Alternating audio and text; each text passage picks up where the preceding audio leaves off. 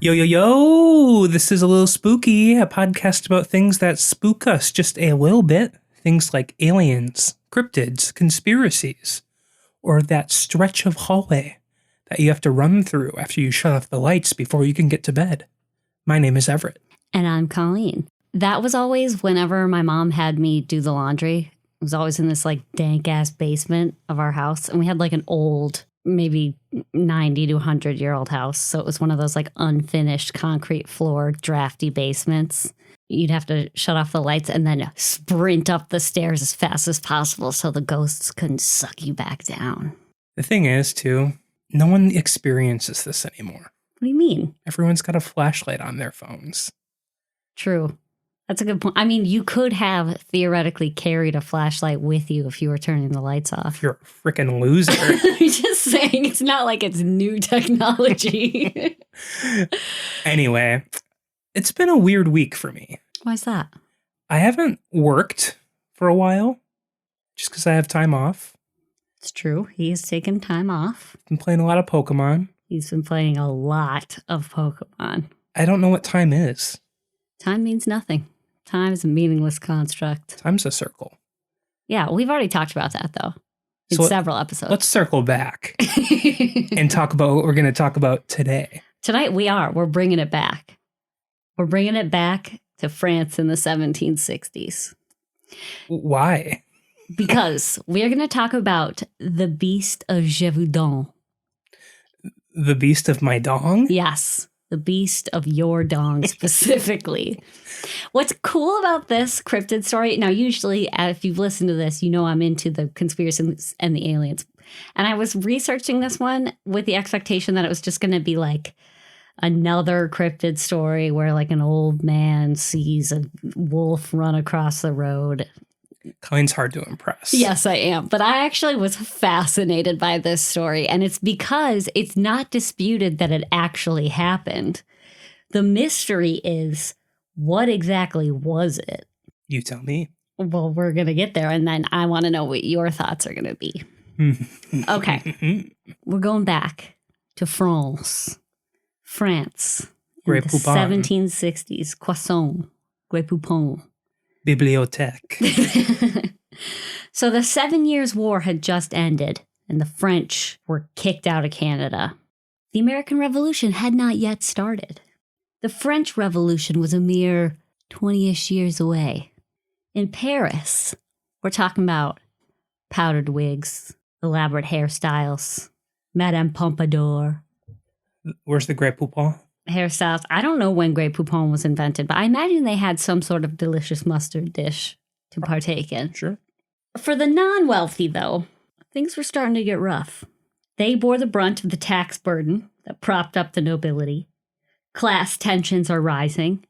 Things are getting just spooky in general. I don't know if As a spooky French is the right word. More like stressful. shitty. Yeah, shitty. But in 1764, all of that was briefly forgotten, as the remote area of south-central France known as Gévaudan was terrorized by an unknown beast on a murder spree. And I'm not just talking like 2 or 3 people. I'm talking at least 50. Most accounts say over 100, and one study done in 1987 suggested that there were over 500 deaths and 49 lethal attacks by this beast. Whoa. This was rural France in the 1760s, so I'm guessing record keeping wasn't great, or the numbers are shaky due to the fact that this caused mass international hysteria. But it's generally agreed upon that the death count was at least 50, but more than likely over 100. And there were several surviving victims. Interesting. Mm-hmm. And how long of a time frame or time span? It's about 2 or 3 years. Okay. So just to set the scene, Gévaudan is a pretty isolated and rural area of France. It's kind of like a county, I guess. So there's cities within this area of Gévaudan. Okay. And it's pretty mountainous and rocky, and it's surrounded by forest land. So like farming isn't really an option for these people. Mostly they raise livestock. So sheep, cattle, other livestock. Colleen forgets animals sometimes. Well, they weren't raising llamas. I can tell you that. I mean, chicken? Chuckle. Okay, so people had to start like working for their families at a young age. We're talking like the peasant class. Right. Children were out herding sheep and stuff on their own by the time they were moderately young. You know, so Right. people were independent. They were used to doing things on their own. Kids would have to go out and learn how to avoid or keep their flocks safe from predators in general. Wolves were a big thing in this area. Forest land, we got rocky stuff, we got people raising livestock. So wolves were a problem. Sure. Yeah. So the first recorded sighting that I found of the Beast of Gévaudan was actually not lethal. In April of 1764, a young woman was out tending cattle in a forest in the eastern part of Gévaudan when she saw something that she described as, quote, like a wolf, yet not a wolf. What does it mean? I don't know. It came barreling at her. Luckily, this girl has a big old herd of some loyal cows, because when the bulls in her herd saw this beast, they charged at it. The beast backed off, and then it went in for a second attack. It's not interested in the cows, though. It's going straight for the girl, which is interesting. Yeah. Right? So it charges straight towards her again. Again, it was driven off by the bulls. 2 months later, on June 30th, 1764, a 14-year-old girl was in the exact same situation, only instead of cows, unfortunately, she was dealing with sheep. So, Sheep I mean, sit there and I've been around look sheep. pretty. I mean, like, a sheep can hit you pretty flippin' hard. But, I mean, they're not going to rescue you from not a wolf. Sheeps are scared of sheepdogs. Yes, sheep are not what you can rely on in a life or death situation. Anyways, because of that, she was brutally murdered by this thing. And that is the first recorded fatality of the Beast of Gévaudan. You said she was like 14? 14 years old, yeah. That sucks. But again, during that time period, that's not an uncommon age to be like way out grazing herds away from your home. Right. I was just saying that's a very young age to die. Yes. But of course, at this time too, kids die all the time. Well, yeah. Unfortunately. Right. And I guess average lifespan was probably a lot shorter in this 3-month period if 500 people were getting slaughtered by this That's true. beast. So a month after that first death, a 15-year-old girl was mauled by the same beast. And she was barely alive when people came across her body. And she like choked out a description of what attacked her. And it was the exact same description as the beast that was involved in the 14-year-old girl's death. Wait, so were there witnesses for the 14-year-old girl? So, yeah, okay, that's another thing that comes up in this story. I believe that it's assumed that it was the Beast of Gévaudan that killed her because she died in a similar manner as several people following her. Mm-hmm. So I'm not sure if like her first attack, they assumed it was a wolf. And then when these attacks kept coming and witnesses kept describing something that wasn't a wolf, they went back and were like, oh, she was probably the first death. Sure. Okay. Does that make sense? Yeah, it does. But this would also be a very good time if you hate your like in-laws or ex or something to just get away with murder. Yeah, but you'd have to have a pretty tough stomach because the way these people are dying is not a simple death. Sure. But we'll get to that. Okay. So this 15-year-old girl is barely alive. She gives a description of the beast and then dies. She succumbs to her injuries. Then September comes along and the partially eaten remains of a young shepherd boy are found in the same hills. And after that, after it's got its taste for blood, it went on a full-on murder spree. Yes. It seemed to especially enjoy eating young ladies, but it also got its teeth into a lone dude or so. 1 or 2 dudes. But it seems so far they're always young. Is that just because they're easier targets, or does it prefer fresh young meats? I'm not sure, but it was pointed out that it did specifically have a hankering for ladies, young ladies. But it did not necessarily seem to discriminate against who it attacked, but it wasn't going for animals. It was going for people, and I think it was whichever person was probably the most vulnerable it would go for. Okay. So, like I said earlier, these aren't just like normal wolf or animal attacks. This isn't like an animal guarding its territory or feeling threatened. These people were getting their throats ripped out. They were being torn to shreds. Some people were found half-eaten. Many of the victims were found with their heads completely removed. One firsthand account that was published in the press at the time was that it often removed its victims' heads and drank all of their blood, leaving nothing but a pile of bones. There's a lot more than blood and bones in the body, but... Well, maybe it ate the organs. You don't know. So wait, you kind of skipped over this. What was the description given? I'm getting there. Okay. I'm getting there. It's noted that the beast seems to really only be mostly interested in the victim's head and neck. So 16 victims were found decapitated completely, and then others had their throats completely eaten out or removed or maimed in some way. Interesting. And the injuries also seem to indicate that the beast did not kill its prey immediately, but it liked to first, play with its meal by disfiguring them, maiming them, letting them run away a little bit, maim them again. It was like a long, drawn-out death. That's the assumption. Okay. This is probably how we got so many similar descriptions of the beast.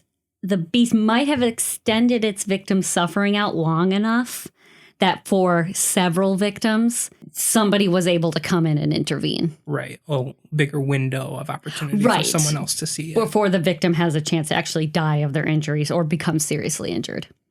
Now, word is getting round about this thing, and because it's been attacking people all over the place, people have seen it, like hundreds of people, the entire village, pretty much. If you haven't seen it, your friend has seen it, and if your friend hasn't seen it, then their cousin probably was murdered or something. Unlike the Beast of Bray Road, where there were fewer and fewer witnesses. Correct. I see. Yes. Now, descriptions of the beast do vary. But one thing we have to remember is that this became like a press frenzy. It was like a phenomenon at the time. It wasn't, news of this beast was not just located to Gévaudan. Like, it became international news. Again, we just finished the 7 Years' War. Tensions are rising. They haven't hit the revolution yet. So this is like the perfect story to fascinate the public, who clearly needs some sort of distraction from their shitty, regular, everyday lives. Okay. Of course. If they could read. If they could, number one, if they could read. Though, you could have somebody tell you the story. It's true. But number two, as long as you're not, involved in it.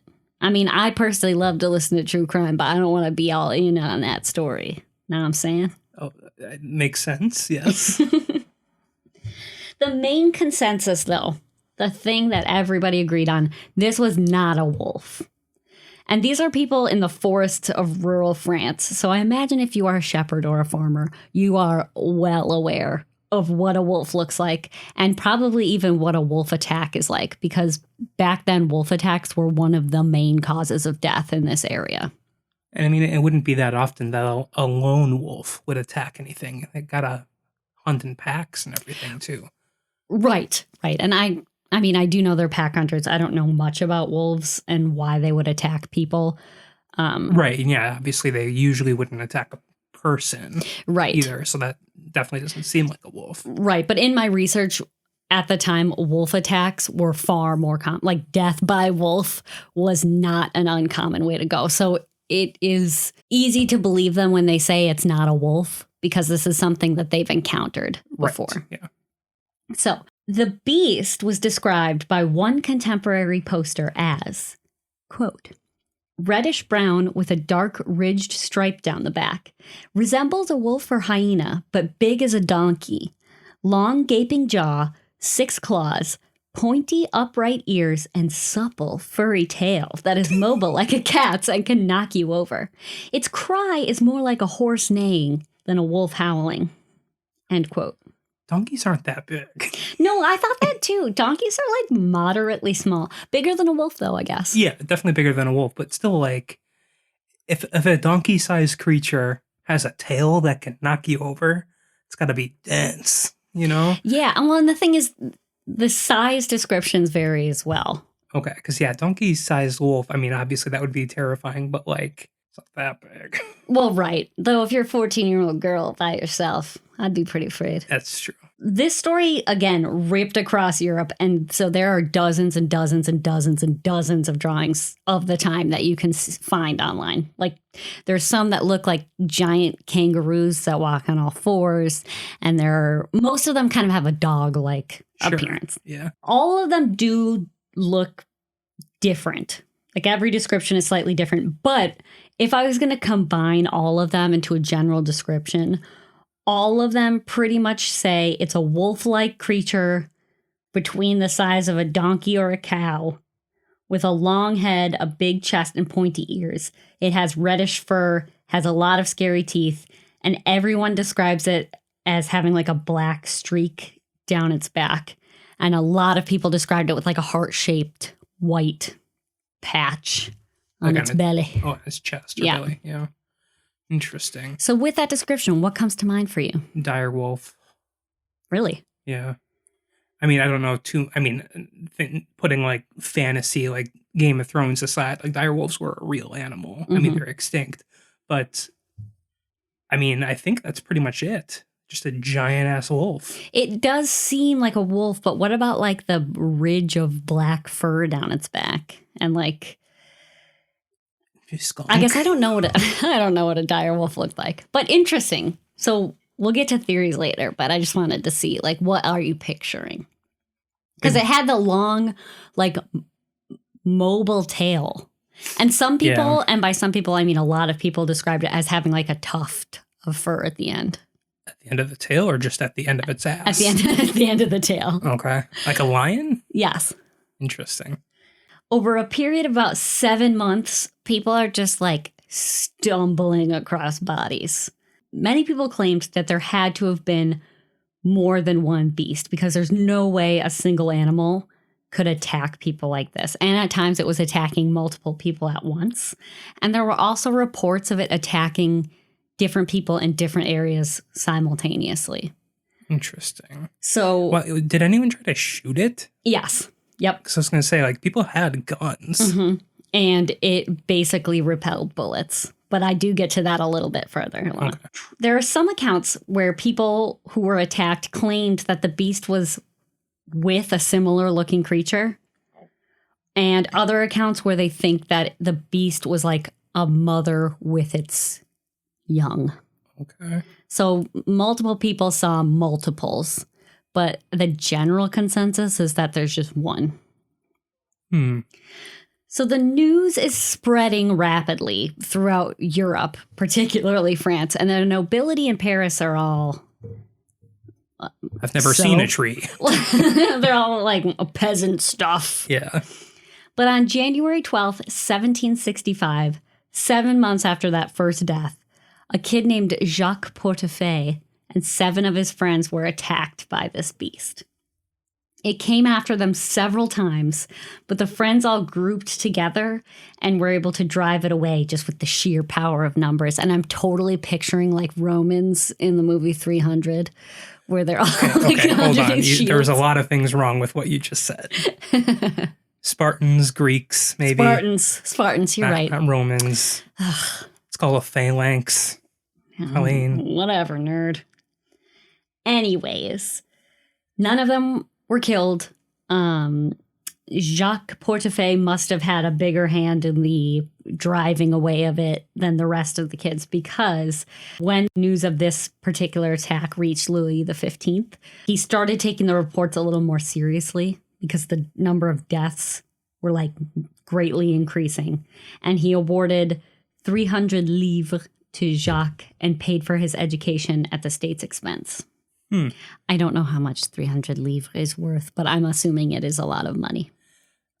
I wonder, like, did they just drive it away by, like, shouting at it? Or do you think they had, like, sticks or something? Like, I'm going to guess they had, like, sticks. I mean, it's hard. Rocks. If you've got, how many friends? 7 friends. Plus Jacques makes 8. Yeah. I mean, one beast against 8.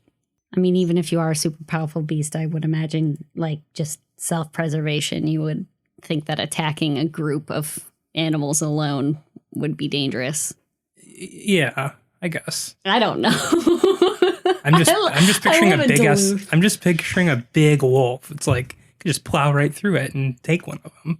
Yeah, that's what I would have assumed, but that's what I would have done. The description of the actual attack was not super finely detailed. After this attack, though, Louis XV did decree that the government would step in to find this beast. Because they don't have any wars to worry about anymore. Not yet. So they're just going to go to war with nature. Well, they look bad right now. The French government looks bad because they just lost the 7 Years' War. They got kicked out of Canada. At this point, Louis XV is like, I got to do something to save face with my peeps. So, like, the least I could do is stop a murderous beast from rampaging Gévaudan. As we know, obviously from Jacques, the beast was not always successful in murdering its victims, and there are even some who got the better of it, namely Marie-Jeanne Vallée in 1765. She was out walking with her sister, la la la la la, when pow! The beast just leapt out of the trees in front of them. Luckily, Marie was carrying a spear. I don't know why, but to be fair, if you are aware of a giant beast attack, I would walk with a spear. That's true. It's just very odd to just be walking around, but also having a spear. I know, that's what I thought when I read it. And I know, like, a lot of these people were working class and didn't have any money, but, like, you think you could have, like, a gun, a spear, or like even like a machete. A spear doesn't seem like something you would just like walk around the woods with. Yeah, man. I don't know. Anyway, she had a spear, so good on ya, Marie. And it's said that she had an epic spear battle with the beast, tooth versus blade, or spear point. Would you call it blade? Yeah, blade. She was unable to kill it, but she did plunge the spear into its chest, which gave it a sizable owie.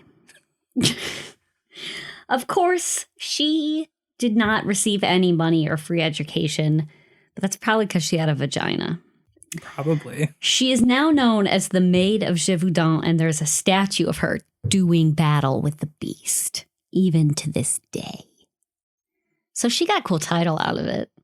But, education, though. But yeah, she was kind of left to fend for herself. Quite literally. Because she fended for herself. Right. Well, and her sister. That's right. And her sister. She didn't get any of the glory, though. Right. Yeah. Poor sister. I mean, she was involved. She didn't have a spear. True. He who has the spear gets the glory. She. Okay. So like I said, Louis XV was finally getting in on the action. He's declared war against this beast. So he sends out the army and a band of professional hunters and his own lieutenant of the hunt, François Antoine. Does that sound right? I'm going to say it is. Sure. Any French speakers? Feel free to correct me. The thing is, the people of Gévaudan were like, yeah, thanks, Louis. I guess a little late, but whatever. Sure, we'll take your help. But they kind of gave the cold shoulder to all these outsiders. Like they were not interested in helping them out at all. Which is weird because we're talking about potentially 600 deaths, so I would accept whatever I can get. That's true, but think of it from their perspective, too. They're already struggling, just in the climate of the economic situation of them being nowhere. And then an influx of hundreds of people. Yeah. How are they going to house them and feed them? Exactly. Right. Yeah. So they weren't happy. I mean, I'm sure they were like, finally, somebody's taking us seriously. But at the same time, we've all been looking for this thing. What makes you think an army's going to find it? But the point is, the hunt was on. Now, although everybody who's witnessed this is saying it's not a wolf, there's no way this thing is a wolf. People from outside the region were like, likely story. Of course it's a wolf. They just assumed they're looking for like a single freak wolf who's like big or deformed, but still a wolf. So the army called open hunting season on any wolf spotted in the forest around Gévaudan. And they massacred over 100 innocent wolves. Yikes. Some of these wolves were apparently like freakishly abnormally large, but none of them were the beast because even after all of this, the murders and attacks kept happening.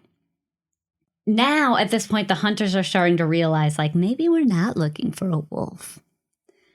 And while the townspeople were fighting this beast off, they were able to occasionally get some shots in. So here's where we talk about how the beast reacts to guns.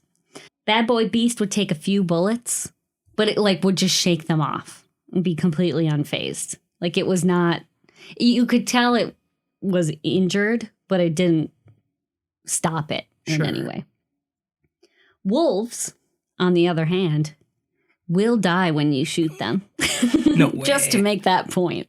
Because the people of Gévaudan were viewed as kind of ungrateful for the help from the army, a rumor spread that the people of Gévaudan actually crossbred a mastiff with a wolf and sent it out on a hunting spree in pig armor in order to like draw the army in and cause deaths and mayhem. What is pig armor? Armor made of pig. Oh, like leather. Yeah. They called it pig armor, so that's what I'm calling it. I thought they were like sending their swine to war. Who knows? Anyways, pretty sure this wasn't the case because, like, why would they want to kill upwards of 100 of their own people Also, without a guarantee that the army would even come out? Because Louis XV was not even interested for quite a while. I don't think you could crossbreed a mastiff with a wolf either. I wouldn't know. You can. I guess maybe wolf dogs. Yeah, right? I mean, that's you true. Can get, like, You're right. It's point possible, is, I assume. the point is that story is dumb, and the person who told it was dumb because that's not what happened. Either way, the hunt continued, and then François Antoine, the king's lieutenant of the hunt, shot a 6-foot-long lone wolf. So convinced that this was the beast, he sent its carcass back to the king and claimed victory, saying, quote, "We declare by the present report signed by our hand, we never saw a big wolf that could be compared to this one. Hence, we believe this could be the fearsome beast that caused so much damage."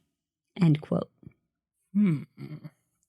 Some of the living victims even identified this wolf as being the Beast of Gévaudan because they recalled inflicting injuries on the beast when they were fighting back, and they could see scars or injuries on this wolf that corresponded with what they remembered. And I've been thinking this whole time too, it is very possible that a lot of these attacks may have been a different animal, and it could have been a wolf attack too. Mm-hmm. Just because dozens upon hundreds of attacks, I mean, what are the chances they're all the same beast? And not a couple being wolf attacks. Sure, it's just interesting that the survivors all tend to describe the same animal.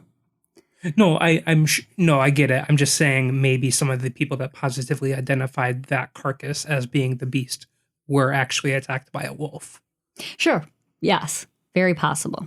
But again, all of the survivors seem to have described the same animal. So it would be weird if some of the survivors saw the beast, some of the survivors were attacked by a different animal. Yeah, but some people just want to be involved, probably, too. Valid point.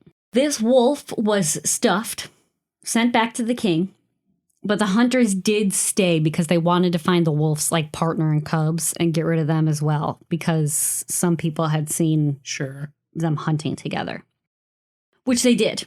They found the mama wolf and the baby wolf, and they were all like uncommonly large, huge wolves. One of them even had a double set of dew claws, which is a deformity that was apparently common in the area, but a deformity nonetheless, and that might have contributed to people believing that it was like a mutant beast. Yeah. You know, and some people did say that the beast had talons. So it's possible they saw these like extra claws. I don't know how like visible are dew claws on a wolf. I guess I don't know. I mean, if there's an extra one, probably more so than not. Sure. I don't know. Anyways, Antoine returned home and he got famous and was paid a lot of money, and he got titles and homes and parties, you name it, because he killed the Beast of Gévaudan. But on December 2nd, a 6-year-old boy and a 2-year-old boy were both attacked. The 2-year-old boy was narrowly saved by his 6-year-old brother.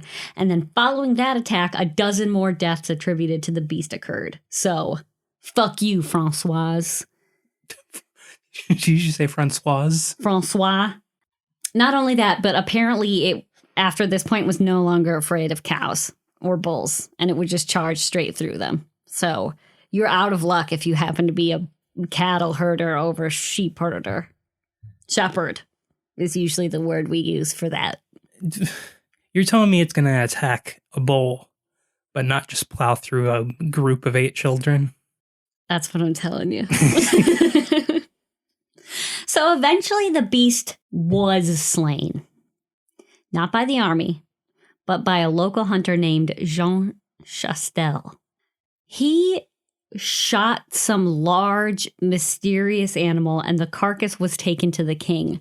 But unfortunately, this was the summer, and as they were carting its body back to Paris, it rotted and became even more mysterious than it already was. They did still attempt an autopsy of this thing when they got it to the king. On the goo and maggots? Yes, and they did claim to find human remains in its stomach. Interesting. Rumors spread about Jean Chastel, claiming that he only killed it because he had used a silver bullet to shoot it with. Mm-hmm. Werewolf lore, anyone? I'm lost. I'm kidding. Either way, after Chastel killed whatever it was, the attacks did stop. So well over 100 people were killed, 49 were injured, and 98 bodies were found partially eaten. Close to 250 victims total. You know what's interesting? So in a lot of werewolf stories, a werewolf will usually eat the heart.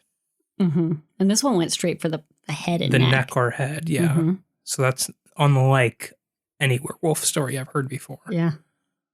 What's going on? I don't know. My next question is, what was this thing? What do you think it was? Are you still in the direwolf camp?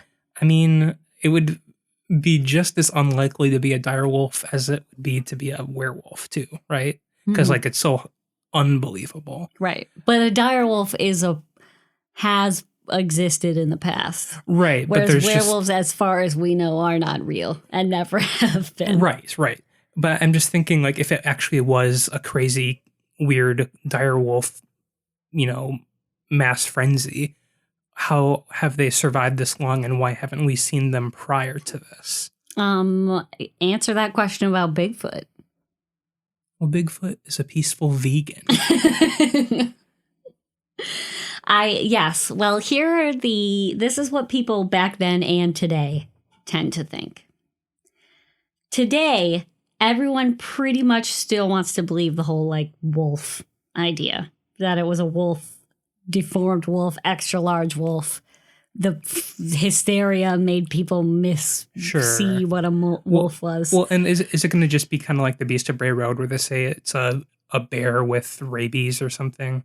The majority of people still tend to go for the wolf notion. Again, because wolf attacks were so common back then, and we're in an area where people are herding livestock, it is very likely that it was a wolf attack.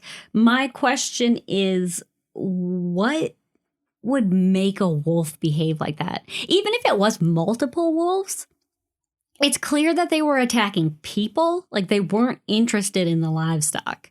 Right. I guess you could say rabid wolf. I don't know that they would just seek out and murder people. I know that a rabid animal has that sort of wherewithal to be like, I'm going to attack the human and not the animal. True. Also, it is slightly easier to believe it is a wolf, I think, in this story, because they happen to find and kill other very large wolves. Mm-hmm. So who's to say the wolf that has been killing everything is just an even bigger one? Right. And just to kind of back that up, in Paris in 1765, there was a wolf that was hunted down because it had killed 4 people in a similar manner. They didn't say anything about like ripping out throats and stuff, but we're talking animal attack. Now that was Paris, and that was a year after the initial attack, but it's just kind of to prove wolves attacking multiple people, not out of the question. Sure. So yeah, if it's not a wolf, not a bear. Well, wait. We're still talking about the wolf, because how does a wolf shake off bullets multiple times? I mean, it is big enough. Yeah. I mean, if you're hunting a bear, like one shot is usually not going to kill a bear. True. Well, here's what a wolf biologist for the Oregon Department of Fish and Wildlife says. He thinks that people may have mistaken it for a monster because, quote, all wolves have a large bone structure, are long-limbed, and have considerable variation on coat thickness, depending on the time of the year. So for these reasons, people often considerably overestimate the size and the weight of the wolves that they see. Okay, end quote. Sure, based on the thickness of the pelt. Right. So I guess if we're talking people are in danger, trying to fight off a wolf, I'm imagining they're not like taking in the size and exact description of it as they're trying to escape.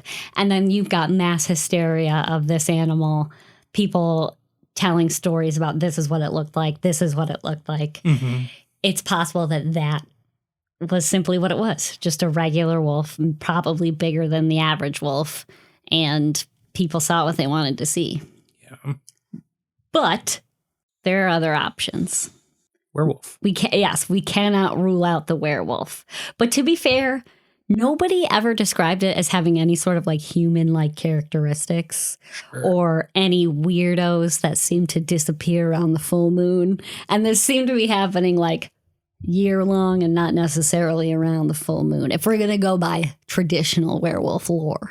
Well, that's just like Hollywood lore. Right. Because I think there is a lot of old stories of werewolves where humans can just turn into wolves at will. Yeah, there are. Well, this is like our vampire episode. We should do a werewolf episode because there are. I feel like every culture has a werewolf or a similar monster. Right. Yeah. So, yes, I'm sure there's plenty of other descriptions of werewolves. But if we're going to go for the traditional European classic description of full moon hard eating werewolf, this doesn't really fit that description. Mm-hmm. Some people suggest that it was a serial killer, and I'm gonna say no to that one due to the fact that there were a fuck ton of eyewitnesses and reports from victims themselves that it was an animal and not a person. Did anyone notate like the behavior after it was chasing them? Like, was it on four limbs? Like a wolf? That wasn't specifically mentioned, but I imagine if it was running on two limbs, that would definitely have shown up in description somewhere. Okay.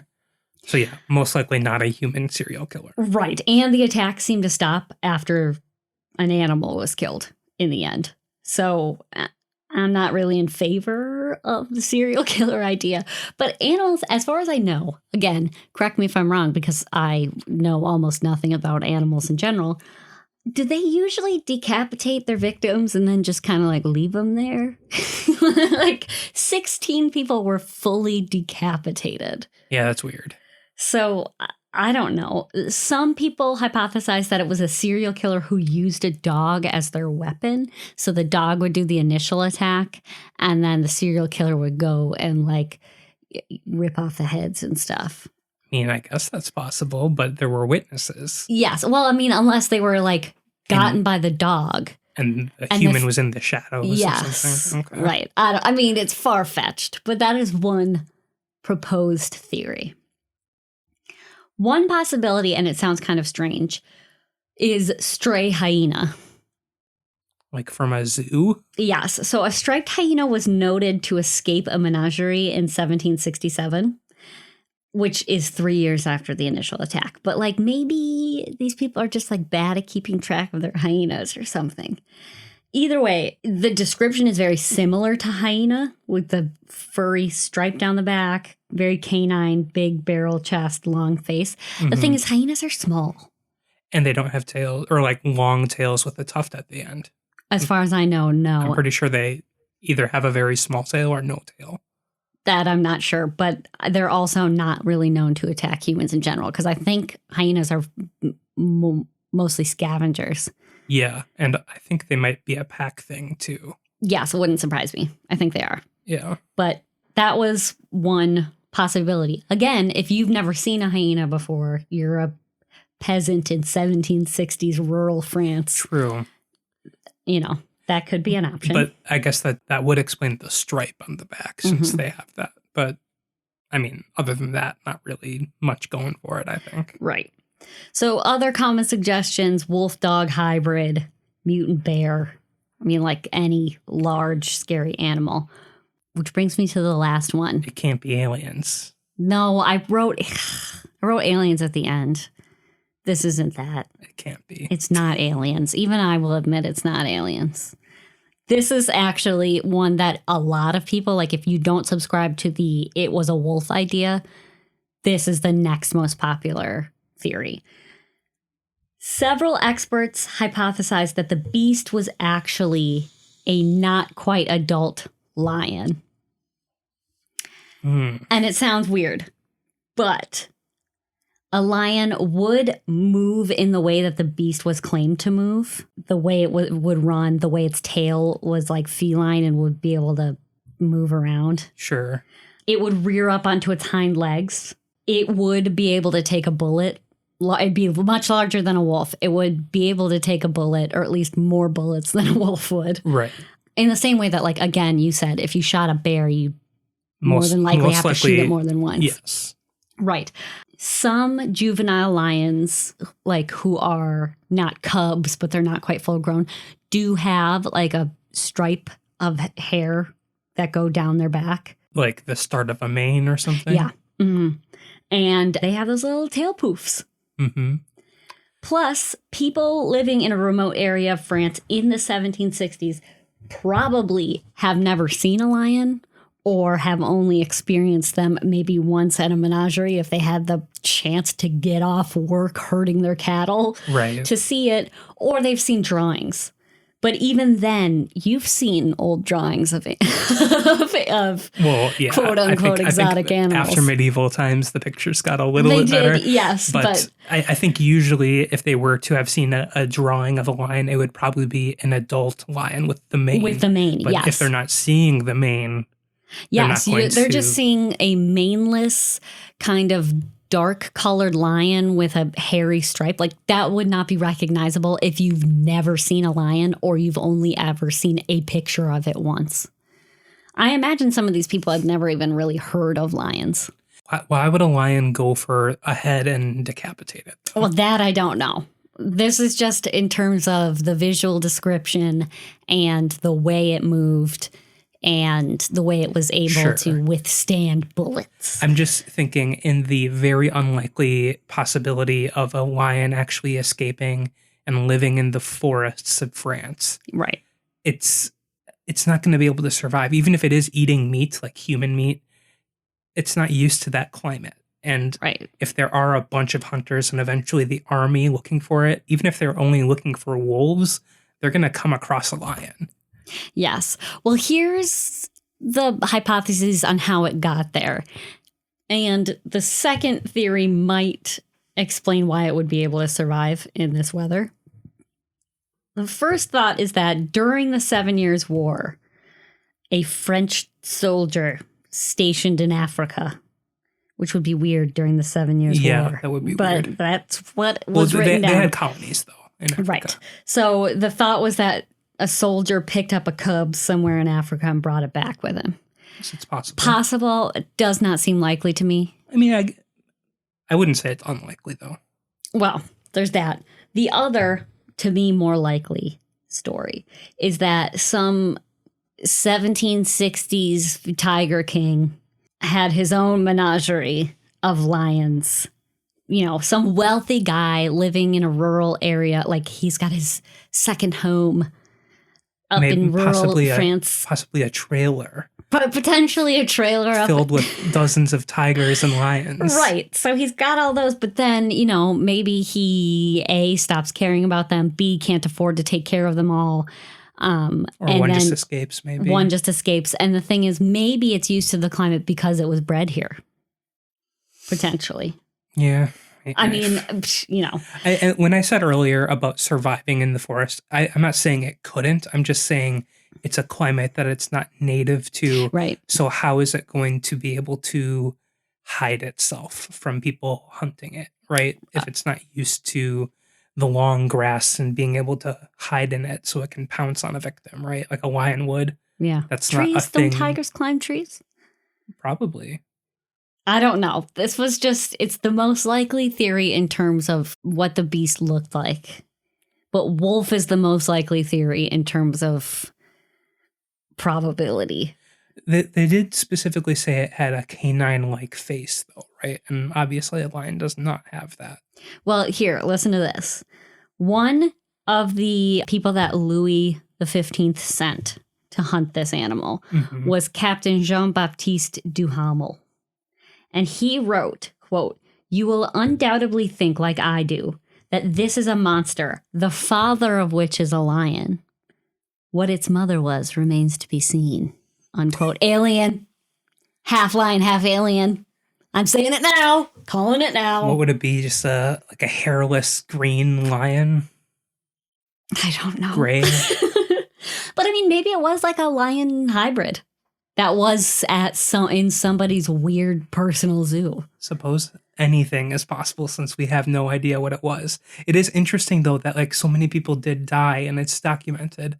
So it had to have been something. That's what I said at the beginning. It's not disputed that this occurred. Right. The whole question is just, what was it? Well, right, I mean, because that's what sets it aside from a lot of other cryptid stories, a lot like the Beast of Bray Road, where, you know, there were obviously people that cited it and believe in it, but since there's no victims or casualties in those cases, you know, you can question its existence at all.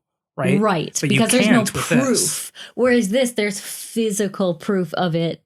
Because of the corpses. But also if we are to believe that the animal that Jean Chastel killed was the beast, they had a physical corpse. And they did describe it as a mysterious creature. Like they didn't know what it was when they shot it. Could be Bigfoot. Possibly. Bigfoot maybe is more like big dog. Big paw. Well, I don't even know what to think, honestly. I think I'm leaning towards a very large wolf. I lean towards wolf, but like having read the lion description, I'm really like I could believe it was a juvenile lion if it wasn't like in the Rocky Mountains of South France. Right. So I don't know. But the thing is, that story is fucking wild. Yeah. It's wild because, I mean, anywhere from 50 to 100 people up to 500 people. And I'm sure that if we were to go back, there's no way you could attribute every single death to this same creature, but enough for it to be fucking insane. It's crazy. Anyways, that's the Beast of Gévaudan. Let us know what you think it is, and if you want to make fun of mine and Colleen's knowledge of European wildlife. Or French pronunciation. Yeah, let us know. Or history in general. But for now, I have some news stories I've come across that I would like to share with everyone. I'm going to rapid fire a few at you. I have several. Go for it. This one's not spooky. I just thought it was funny. I wanted to share it. The state of Florida recently released a list of its rejected vanity plate names. Okay. So Florida. Yes. So this is just Florida. Okay. So this isn't just like a banned list. These are actual vanity plate titles that people requested like through an application and were rejected. Right. So there's over 500. I'm just going to read a few of them. Okay. T. Bundy. Makes sense. Ted Bundy. Sure. Gross. Fart with 3 A's. Wait, why would they reject that? That's classic. Meth with a 3 instead of the E. Sure. I guess, like, what's the point of...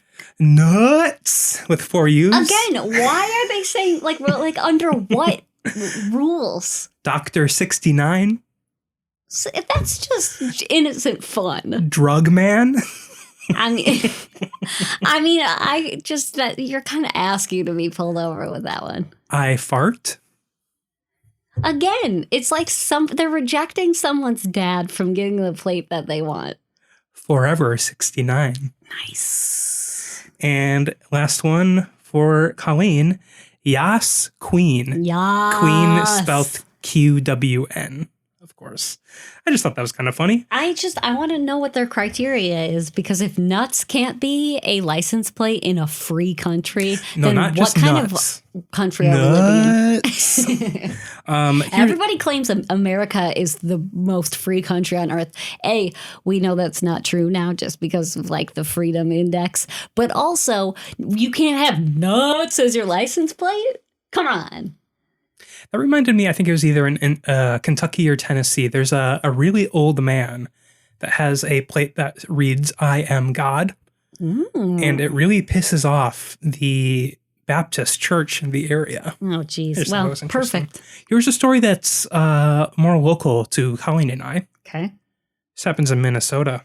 Spilled potatoes freeze to Minnesota highway after truck crash. Oh, no, not the potatoes. So this just happened last week. So the Minnesota DOT, Department of Transportation, said that a truck crashed and blocked the I-94 eastbound, and it was carrying potatoes, and the mess that it made and the cold weather actually froze the potatoes to the ground, which caused the road to even be undrivable, unpassable, because it was too slippery. So the potatoes? The potatoes just froze to the ground. Just out of curiosity, where in Minnesota was this? Albertsville. Okay. But it's on I-94. Sure. So Colleen and I are familiar with that area at least. Yeah. What a waste of potatoes. Like, was the mess because they drove over the potatoes and then the water and the potatoes got all squeezed out and that's what turned to ice?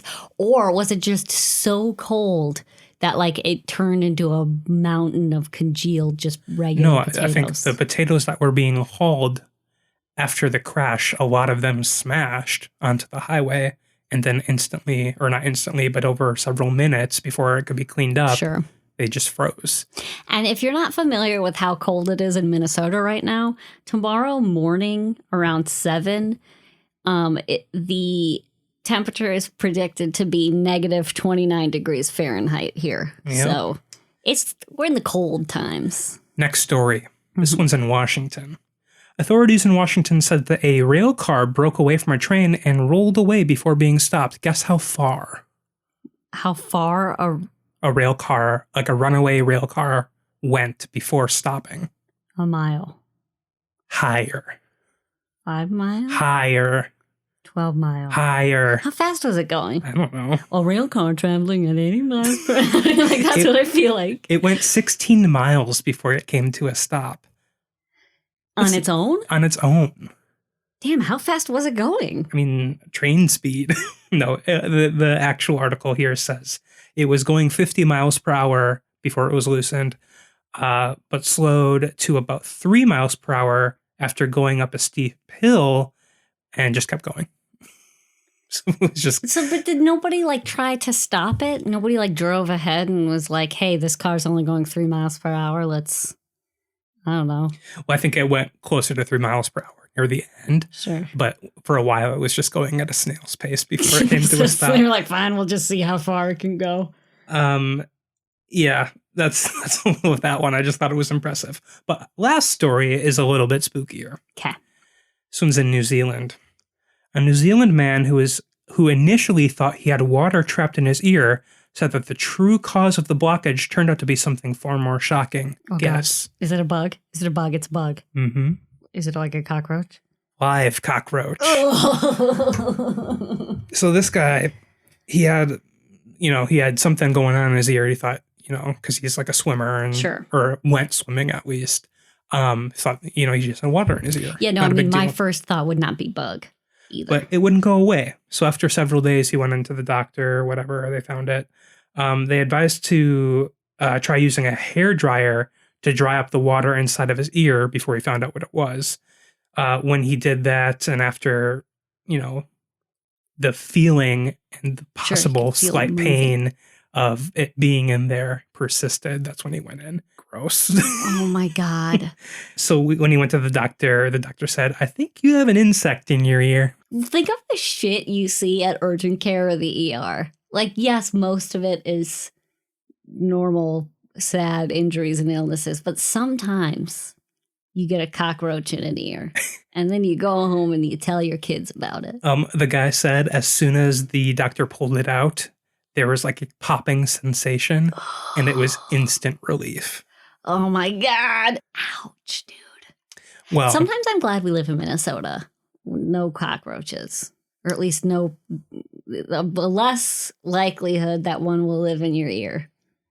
Smaller time window of opportunity for them. And smaller cockroaches, probably. So that's all that I had. But if you have a story that you come across, or if you have a personal story that you would like to send to us to read at the end of the podcast, you can send it our way. You can send it to Twitter, Instagram, or Facebook. All are at NerdSloth HQ. Links to our Discord are also in most of the description sections of our social media. Yes, or you can email us at podcasts@nerdsloth.com. That's podcast with an S at nerdsloth.com. Yeah, and we'll catch y'all next week. Yeah, thanks for listening to the tale of the mighty beast. We love you. See you next week. Love you. Bye. Bye.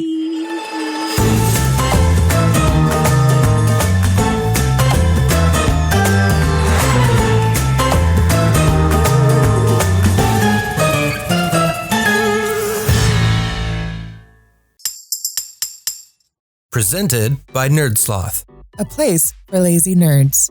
If you like what you heard, consider donating at patreon.com/nerdsloth so we can continue bringing you quality shows. Be sure to also leave us a review and share your favorite episodes and clips on social media. If you're looking for more content, visit us at nerdsloth.com.